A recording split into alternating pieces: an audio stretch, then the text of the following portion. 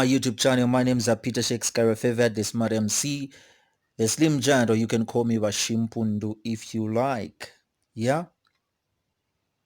John Pombe Magufuli, the Tanzanian president, on the 8th of June 2020, declared Tanzania free of COVID-19. And this is what he says. He thanked the worshippers and praised them for not wearing masks and gloves. Tanzania is one of the countries that did not believe in coronavirus from the time that it came until it hit them. That's when they knew coronavirus existed, but then still the president of Tanzania did not even believe in that. So this reads, Tanzania's president John Magufuli has declared the country coronavirus free thanks to prayers by citizens. The corona disease has been eliminated thanks to God, Mr. Magufuli told worshippers in a church in the capital, Dodoma. The World Health Organization has expressed concern over the government's strategy on COVID-19. The government has stopped publishing data on the number of coronavirus cases in the country. On 29th April, the last day official data was released, there were 509 cases with 21 deaths in Tanzania. However, Mr. Magufuli said last week that only 4 patients were receiving treatment in the largest city, Dar es Salaam. Last month, Tanzania's government dismissed a U.S. embassy warning that hospitals in Dar es Salaam were overwhelmed and that the chances of contracting the virus was extremely high. Mr. Magufuli has repeatedly said the health crisis has been exaggerated and urged people to attend services in churches and mosques, saying the prayers can vanish the virus.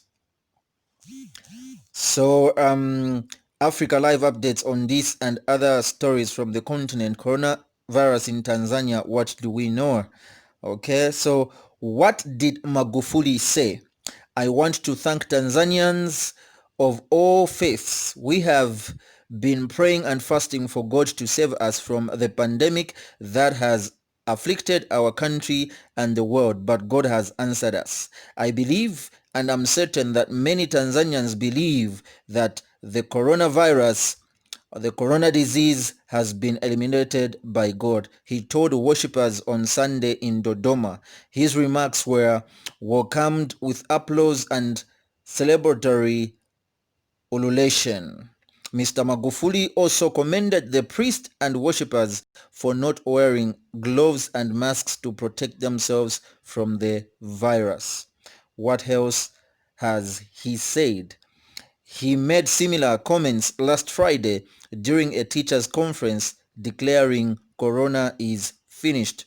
The health minister told me that we only have 4 patients in Dar es Salaam, but this will not stop rumors to the contrary. He said, we need to be careful because some of these donations to fight coronavirus could be used to transmit the virus. I want to urge you Tanzanians to not to accept donations. Let me read that again. I want to urge you Tanzanians not to accept donations of masks. Instead, tell the donors to go and use them with their wives and children, he added. The Tanzanian president is among several African leaders who have received orders for a herbal tonic by the president of Madagascar as a cure for COVID-19. It is unclear if it has been given to patients in Tanzania. There is no scientific proof that the tonic works, and WHO, or World Health Organization, has urged people not to use unproven medication. Opposition politicians have criticized Mr. Magufuli in the past for promoting policies that could harm the health of Tanzanians.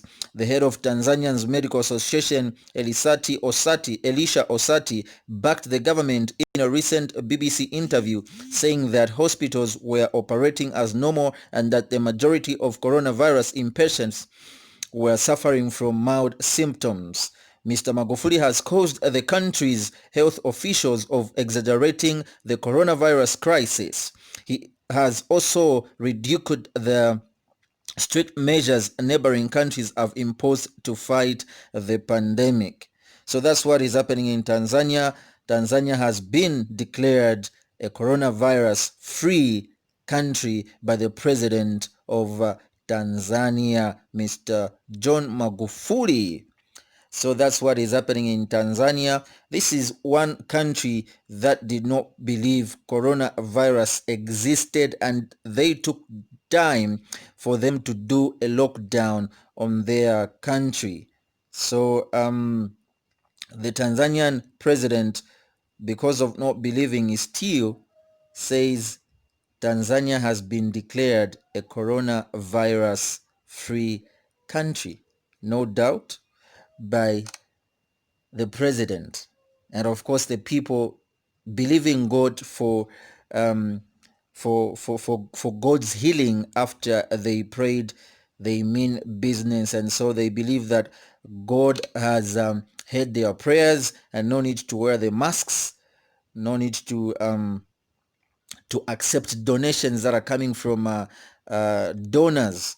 The president says the donors should instead use those masks on their families and their relatives and their wives. Yeah, that's a president. This is a president who tricked the people that test coronavirus in the labs by giving them